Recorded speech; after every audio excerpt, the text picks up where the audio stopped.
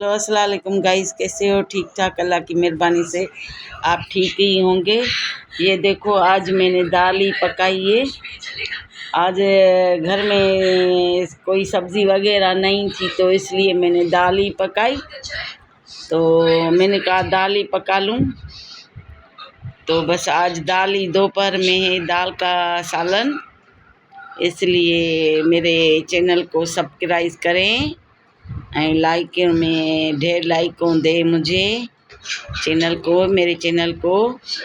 तो आपकी मेहरबानी होगी। अल्लाह आपको खुश रखे, आबाद रखे। आप भी खुश, मैं भी खुश। मुझे सब्सक्राइब करें, मुझे चैनल को सब्सक्राइब करें। हलो अस्सलाम वालेकुम, कीअं आहियो? ठीक ठाक सिंधी भाइर।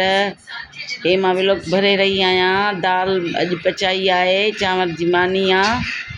ऐं मुंहिंजे चैनल को सब्सक्राइब कयो ऐं लाइक मूंखे ॾियो ऐं मूंखे अॻिते तव्हां वधायो भेण खे। त तव्हांजी वॾी वॾी महिरबानी थींदी मूं ते। तो अल्लाह तव्हांखे ख़ुशि कंदो।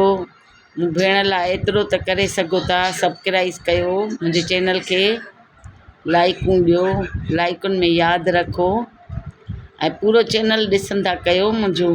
अॼु त दाल ई आहे, हूअं त सुठा ई सुठा खाधा पचाईंदी आहियां मां, ठीकु आहे।